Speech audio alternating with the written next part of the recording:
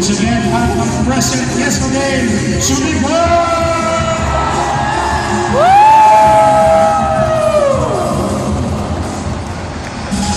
Ayan na, ang pinakahihintay natin. Are you excited? Are you excited?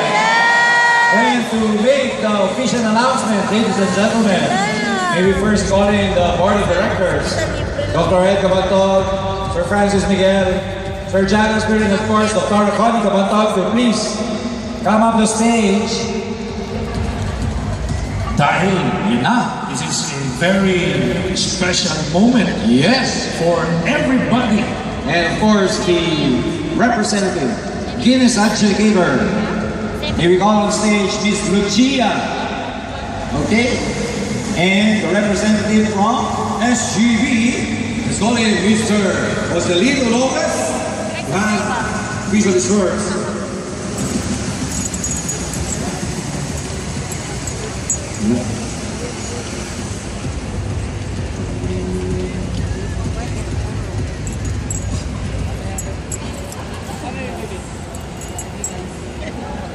It's been a great pleasure for me to travel to the Philippines to witness 2 Guinness World Records attempts. Yesterday for the largest human smiling, and today for the most people wearing costume masks.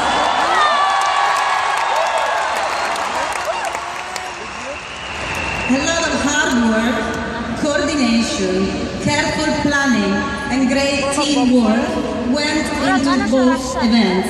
And I would like to say a big thank you and well done to AIM Global, the organizers, the auditing firm, and all people involved for such well-executed record attempts.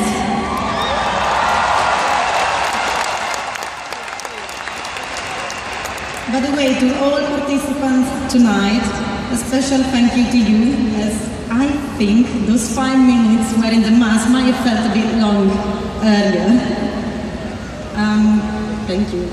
So, the previous record for the largest human smiling was achieved in Qatar about 2 months ago by 4,047 people.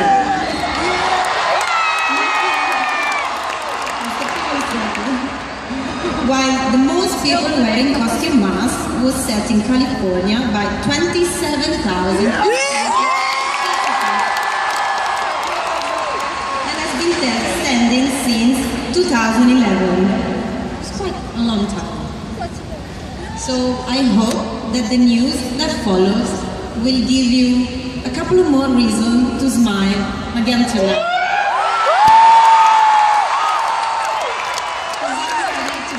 Final results. So, the new Guinness World Records title for the largest human smiley is now 8,018 people. 8,000 plus! 8,018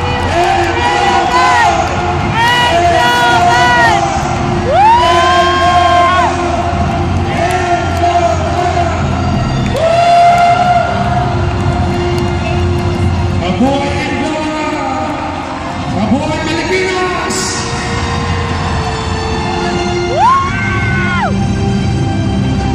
Okay, quiet. We have to listen to this again. Quiet ulit. Quiet na.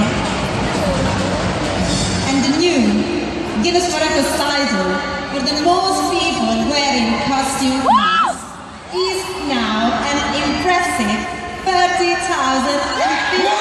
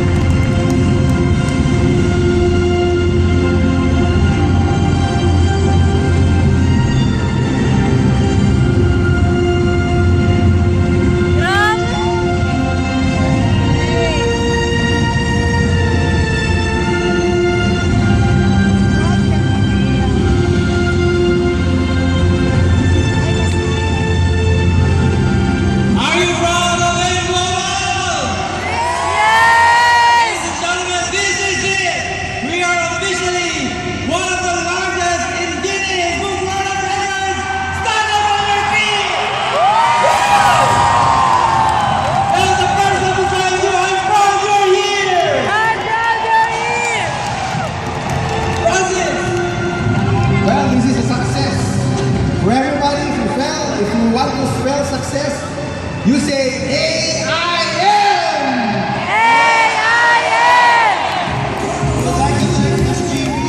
We would like to thank the Guinness Book of World Record. We would like to thank all of those leaders who participated, lahat ng nabasa. You will be blessed 1,000-fold for this world record. Thank you very much.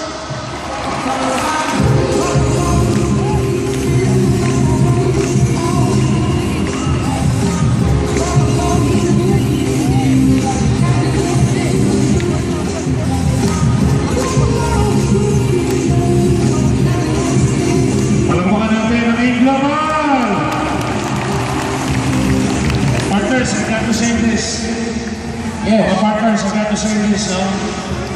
Ito ay collective effort ng marami, pero ang isa sa pinaka-super busy dahil sa smile na to, walang iba, kundi si Dr. Connie Kabanto. Palakpakan po natin si Dr. Thank you, Dr. for this project. Salamat, Team Global. Sleepless nights. Oo naman, Pressure and stress. Grabe. nakakatindig balahibo. Lahat na, pati-pati ako tumatayo. Nangyari na ako Oo naman.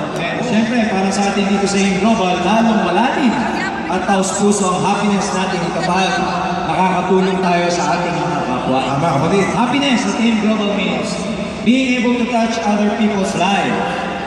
And that is where the Alive Foundation becomes the heart of AIM Global. Panoorin natin ito, mga kapuso, kapatid, kapamilya.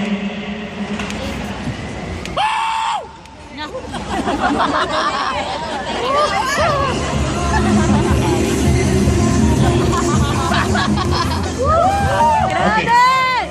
Before the video, mabanggit ko lang, AIM Global family, board of directors, I got the news from our media partner na earlier around 6:30 p.m. that smiling event yesterday was shown in Channel 7 24 oras. Kaya yung iba, other companies, they're on television also, but they have a problem in the government. But with AIM Global, we are breaking records. Everybody shout, I love AIM Global! And with that, let's watch this. Go! I love AIM Global!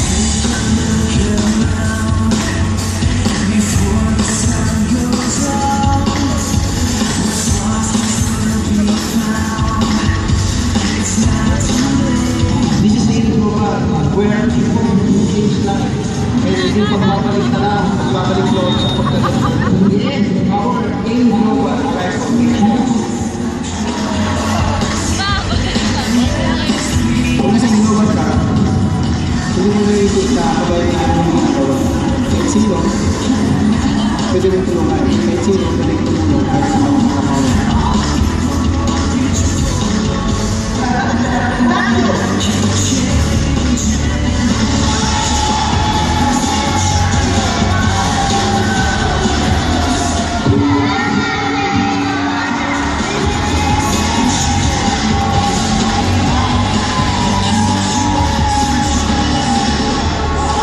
Hindi ka maglamang mo sa nakaliaan ba?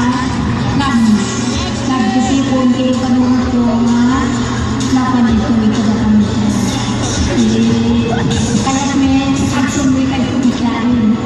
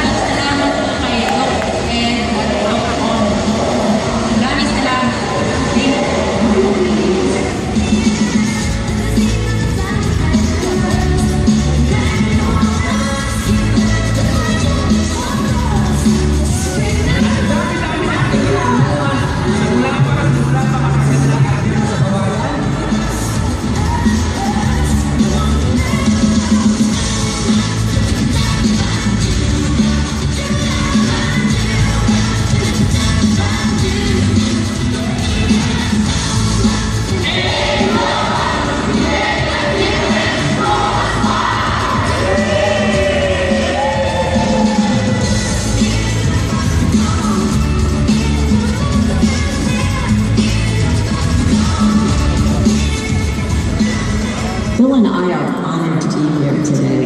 And special compliments to you, Dr. Ed, Dr. Connie, and the AIM team on this 9th anniversary kickoff. You represent the fathers and mothers of all these children. Think about it.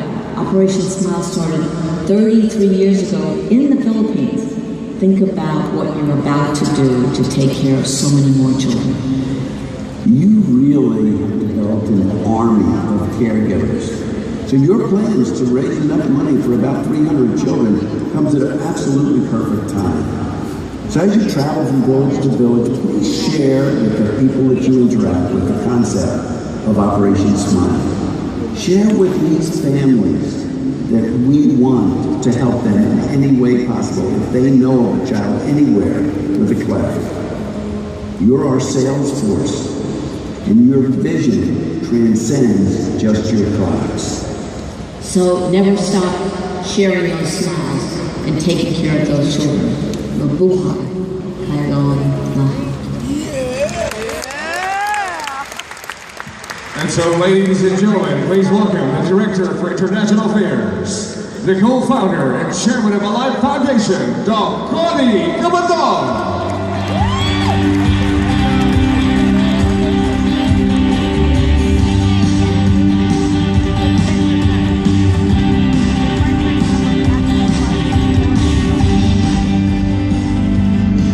Good morning, AIM Global! Parang hina naman. Ulitin natin ha. Good morning, AIM Global!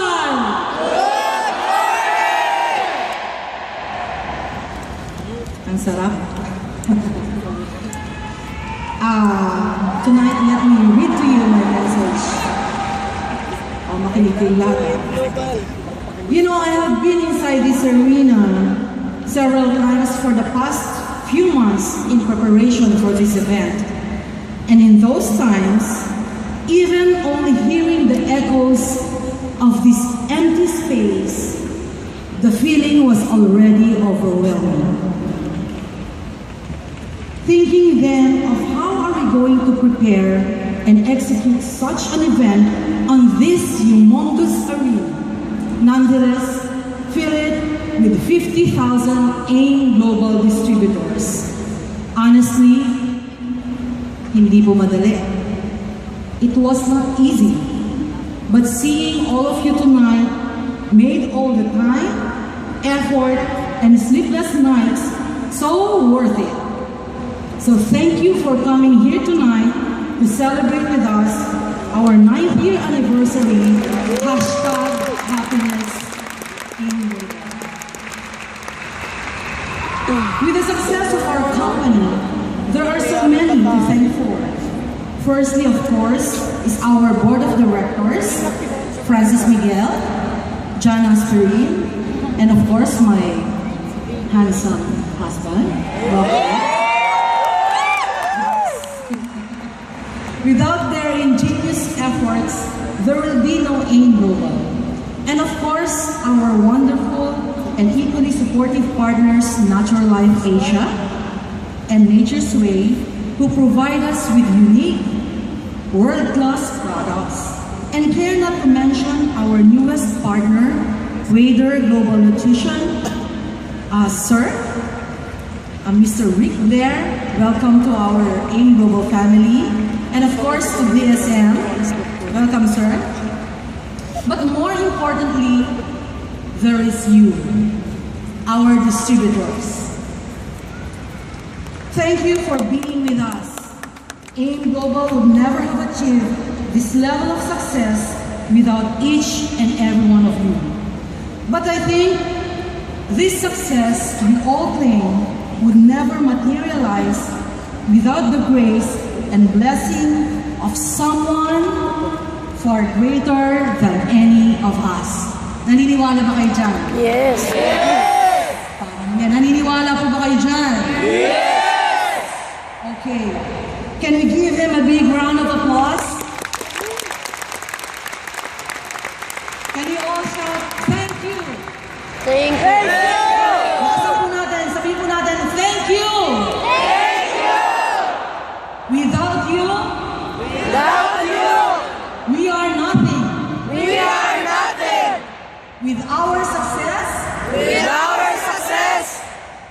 back all the glory unto you. We give back all the glory unto you. Amen. Amen.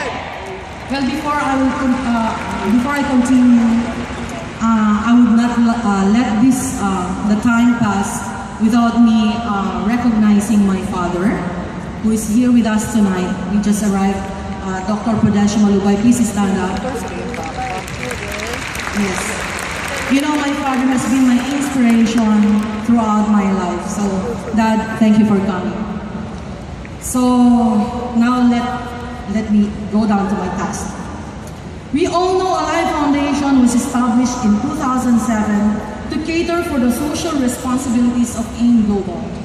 Since then, we were able to execute a lot of projects such as outreach programs and medical and surgical missions that mainly focuses in 3 areas in our community.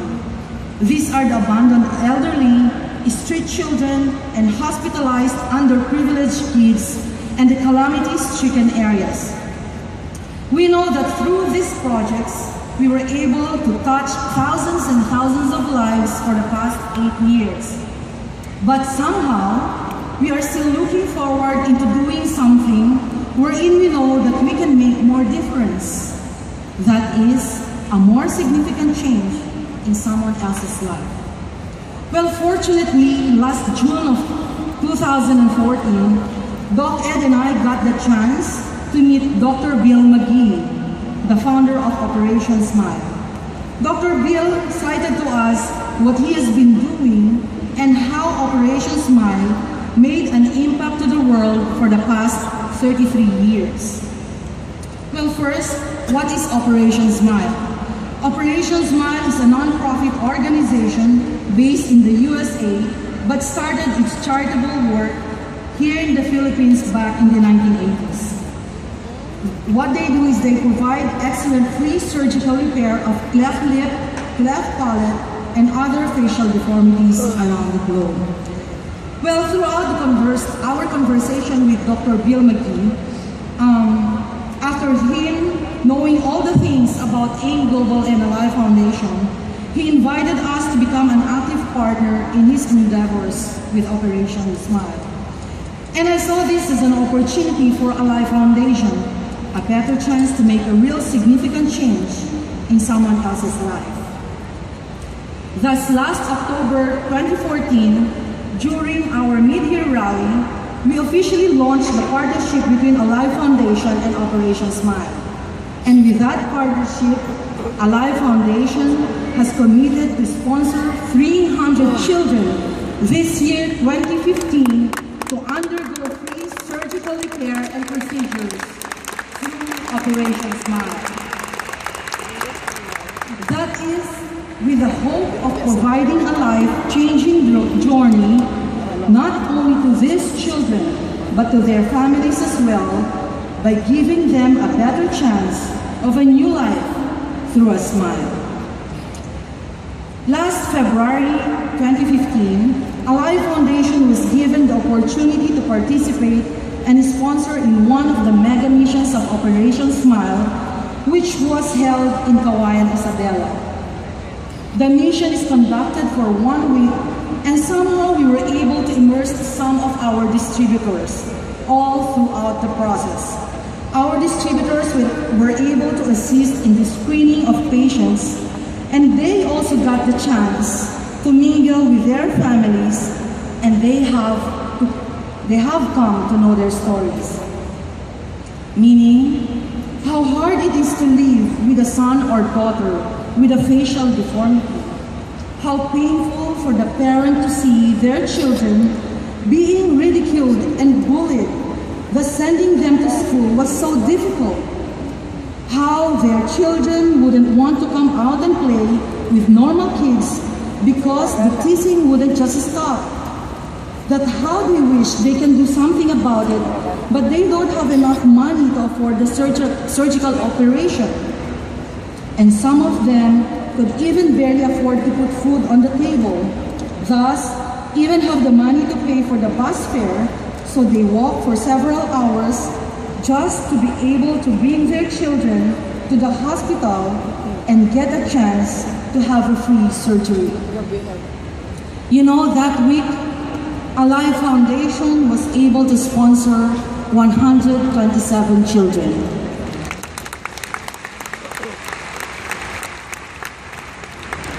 Well, the feeling was so overwhelming.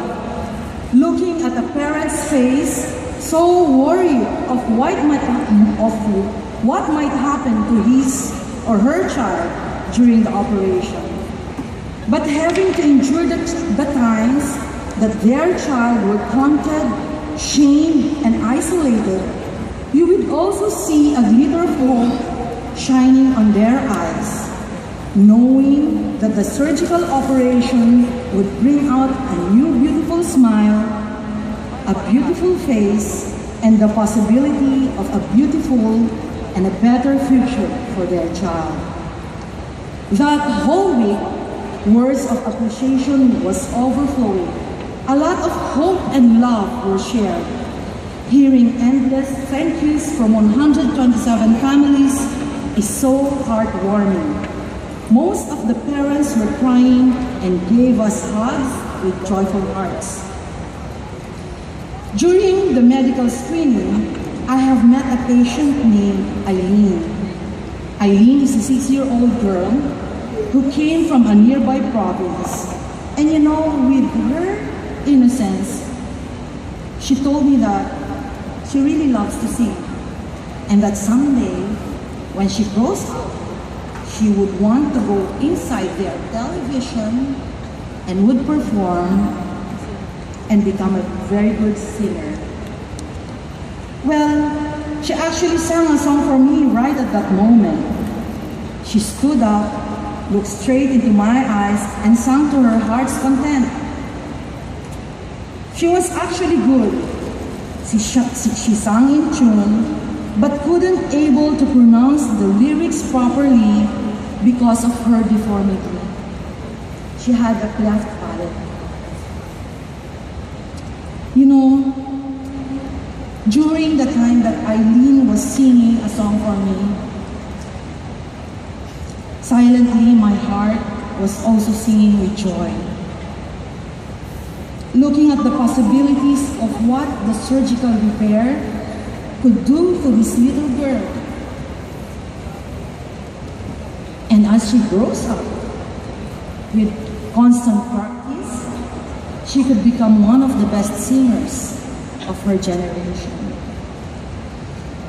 After Eileen's successful surgical operation, her mother approached me in tears and gave me a tight hug and said, "Thank you for sponsoring my child. Thank you for having such a good heart. With what you have done, you have given my child a better chance to reach her dreams.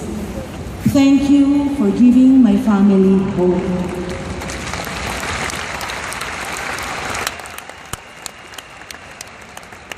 Now, let's all ponder about hope. It has been said that a person can live 40 days without food, 4 days without water, 4 minutes without air, but only 4 seconds without hope. Why? Hope provides the power that energizes us with life. Hope is a powerful thing. It keeps us going when times are tough. It creates excitement in us for the future. It gives us reason to live. It gives us strength and courage. Hope is our greatest asset and the greatest weapon we can use to battle our losses when they seem to be mounting. Hope has always a future. It leans forward with expectations and it desires to plan for tomorrow, and that opens us up to greater possibilities. And I believe that it was also hope that has brought us all here at AIM Global. The hope that we may be able to realize our dreams, the great hope of having able to provide our families with better lives, probably send our kids to better school, or even live in beautiful, decent houses and even provide medicines and hospitalization to our sick parents, or the hope of living the simplicity of life but not having to worry about the world because we are financially free.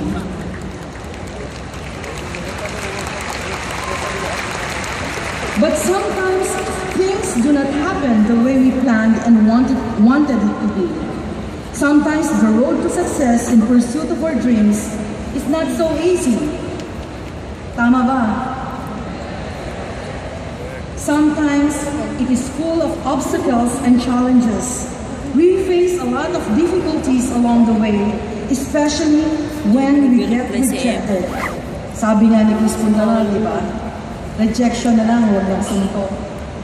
Or, when we are not yet making enough money, we could barely make ends meet, and the funds are low, and the debts are high above our heads, coupled with doubters and dream stealers around us. We sometimes ask ourselves if we can still finish this journey after all. We almost feel like giving up and just call it quits. But regardless of what losses you face or difficulties you must overcome, keep your head up. Losses in life are never fun, but there is one loss no one can afford to experience. That is the loss of hope. If you lose hope, that may be your last loss, because when hope is gone, so is your motivation and the ability to learn. So what do you think hope can do for us? Hope looks for the lesson in defeat instead of just leaving you feeling defeated. Hope discovers what can be done instead of what cannot be done. Hope regards problems, small or big, as opportunities. Hope lights a candle instead of cursing the darkness. Hope opens doors where despair closes them. Hope draws strength from what can be instead of what was. With hope, failure is just a skipping stone. Without hope, failure is a tombstone. According to John W. Gardner, the first and last task of a leader is to keep hope alive. The hope that we can finally find a way through a better world, despite the day's action, our inertness, shallowness, and unwavering resolve. And the great General Napoleon said even more simply, leaders are dealers of hope. And as a leader, I want to be someone who gives others hope. I believe that if a leader helps people believe the impossible is possible, it makes the impossible probable. Here at AIM Global, we always believe that we are providing great hope for everyone. A hope to have a better chance of life because of the business opportunity we have created, and chance for a better health because of the wonderful products that we have. AIM Global gives us a very good chance of making our dreams come true. From the most simple to the wildest of our dreams.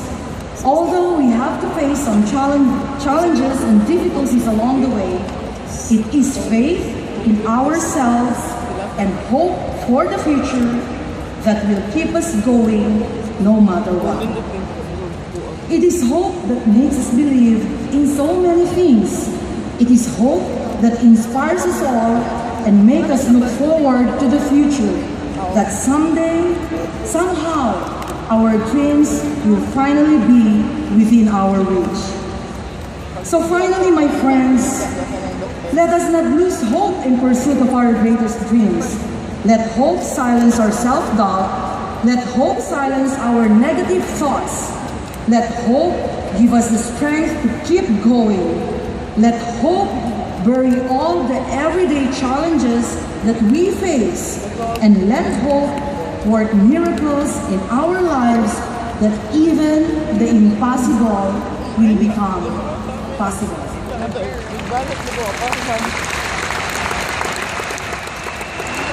You know, yesterday at the Quirino Grandstand, when we did the formation of the human smiley for the Guinness Book of World Records, we have clearly shown that we, as one AIM Global family, are in unity and solidarity of bringing hope into this world. And if each of you who are present here tonight can continue on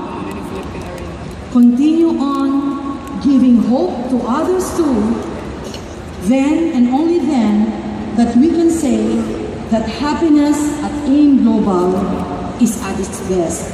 Power Talk, good morning. Thank you very much, Dr. Connie, and please remain on stage as we call in our friends from Operation Smile, Mr. Bobby Lozano, Mr. Ricky Nevada, Mr. Gian Drago,